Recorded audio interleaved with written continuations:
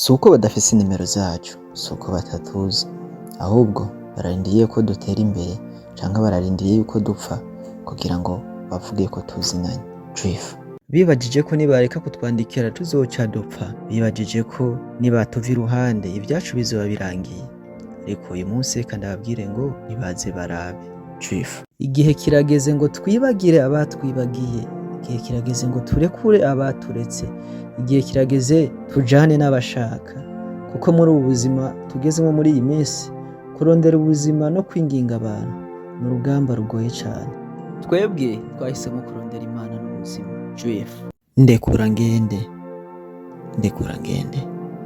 reka ivyanje nawe tubishireho akaburungu, tuzingire igitabo cacu, kuko ibihe ndiko ndacamwo ntabwo binyoroheye.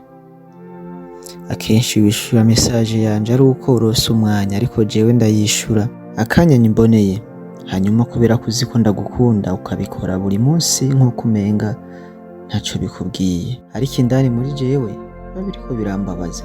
Nimba rero iminsi yose ari jewe ngomba guhora ndakwandikira, ntanditse ntiwibwiriza ngo unyandikire, ntanditse hari igihe wibuka yuko ntanabaho, nagutelefone uwo munsi ntituvugana, birangira umunsi urangiye uko kandi ukayifata ari bisanzwe. Aho bigeze harageze ko ndekura nkigendera, harageze ko mbwiza ukuri yuko unkunda canke uri kurambesha, harageze ko nja kugerageza yandi mahigwe, kuko nkeneye umuntu ampa agaciro nkwiriye, umuntu amajambo yiwe ahwanye n'ibikorwa, kuko ntabwo nkiri wa wundi. Nimba uzonyishura ari uko ufise umwanya, igihe kirageze nanjye ndakwereke yuko umutima wanje atari igikinisho c'uwo ari we wese. Ndekura ngende. Jewe ni Juifu yambwiye ko atarundi rukundo yiteze kugira muri ubu buzima, yambwiye yuko atayandi mahitamo asigaje muri ubu buzima, ko yamaze guhitamo, ariko warambeshaga, ariko warankinishaga. Ese kubera iki wabikoze? Ese kubera iki wumvise yuko kubabaza umutima w'undi muntu nawe vyagushimisha? Narababaye cane ca gihe nagenda ndiyemera ku bagenzi banje, nkakwerekana imbere y'abagenzi banje, nkababwira ati umukunzi wanje, nawe ugahagarara ugaseka ukavuga ngo yego turakundana, kandi ku mutima uzi neza yuko utankunda, kandi ku mutima uzi neza yuko uri kurankinisha. Nanje nkabifata seriyo, warandabuka mfata nkaho ntuzuye neza mu mutwe kuko nakwishimiraga. Urabona neza ko ndagukunda. Kubera iki wabinkoreye? Kubera iki waretse nkishima ngishira hejuru nkakwerekana mu bagenzi, kandi uzi neza yuko mbesha? Co wakoze mu mutima wanje co waragikoze. None uyu munsi ariko narakubabariye, uragenda wibereho ubuzima bushasha, uragenda wibereho ubuzima utekanye. Ntivyase yuko nsubiriza mu mpuka abandi, ariko nuko nzi neza uko bibabaza guhemukira umuntu agukunda. Jewe iryo kosa ntaryo nzokora. Juifu uwo wita umugenzi ejo yovyuka yabaye umwasi wawe, uwo wita umukunzi ejo yovyuka yabaye ex, ariko ijana ryawe ejo uzovyuka ari ijana ryawe, kandi Imana yawe ejo uzovyuka ari Imana yawe. Ibi bigutere kurondera Imana, hamurondera amafaranga. Nayo abantu barizana mu buzima bwawe, kandi niyo washatse gusohoka barasohoka batagusezeye.